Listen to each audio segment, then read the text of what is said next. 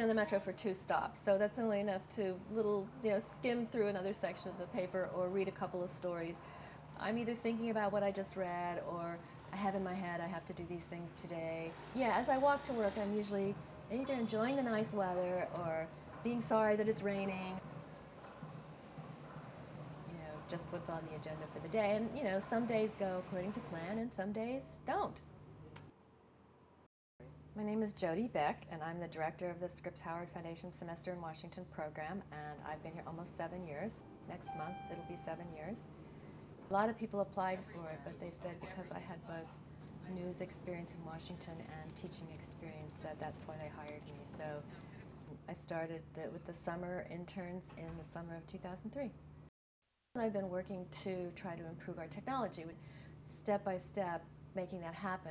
I had been doing a little bit of web posting at Maryland, but it was a completely different system. Just in the last couple of years we've been editing videos and slideshows and posting the videos on YouTube, which is what we're doing now, and embedding them in the stories. So the challenge has always been to figure out how to use technology and how to make sure that the students, when they leave here, and they're juniors and seniors, so most of them have some school to go back to.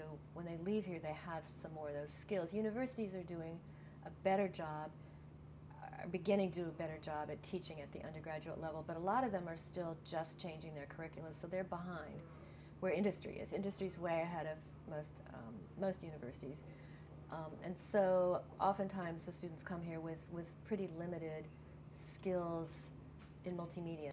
I'm here, I'm the only foundation employee who's in Washington. The other 5 are in Cincinnati. So for me too, it's been kind of finding the right person to help me when I have technological challenges. I get some tech support from the main Scripps tech people in Cincinnati, but they're very busy and they're really nice to me. So I asked one of them, I said, this SendSlides program is pretty easy. I taught myself how to do it, but I can't figure out how to get it on our website. And he said, just FTP it. I was like, just go to the moon. It was so funny because to him that was so simple, and to me it was like a foreign language.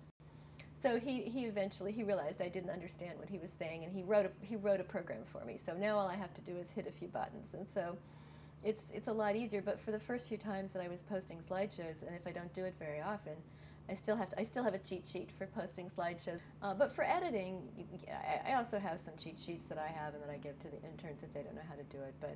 But you just have to practice. Well, it depends. Last night I was trying to do something that proved frustrating, but I knew that I could find a chat room, or I could find a tutorial or a program that would solve the problem. So I'm confident that sooner or later, somehow I'll figure it out. But it is a steep learning curve. I mean, I started my career, we were typing on manual typewriters. And then electric typewriters, and then our first computers were these giant things that they didn't even have their own memory. They were connected to memory somewhere else. And so it's, I've been through this whole 20th to 21st century conversion. When I was in college, I learned to set type by hand, the headlines and the type, and I knew then that was an outmoded technology.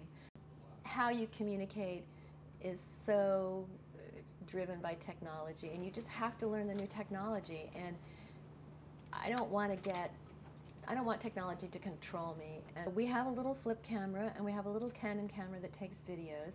And to me, what's important for the students to learn and for me to learn is how do these storytelling techniques work? How do you tell a story using video?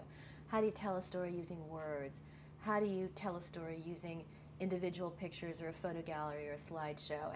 And how do you put the pieces together? It doesn't matter what kind of gear you're using. It doesn't matter what programs you're using. And so to me, it's the technique.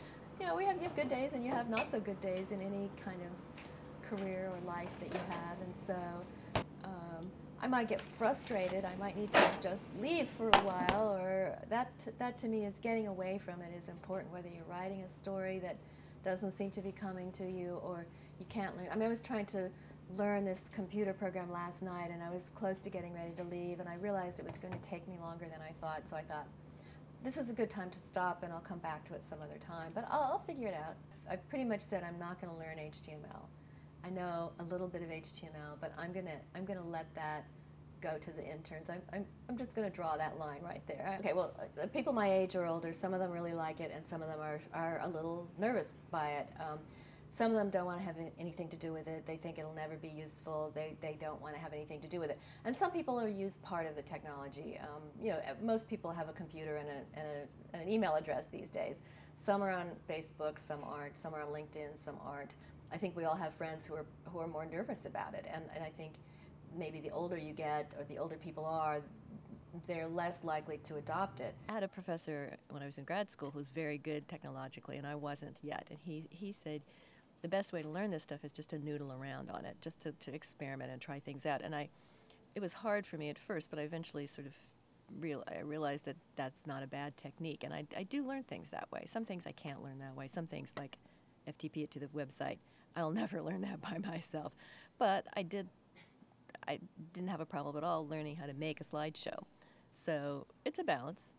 And I'm not as technologically adept as some people, but the whole history of journalism is adapting to new technology that lets you do new and different things. And some of them are better and helpful, and some of them may not seem so at the time, but generally speaking, we communicate a lot faster, and that's what journalism is about.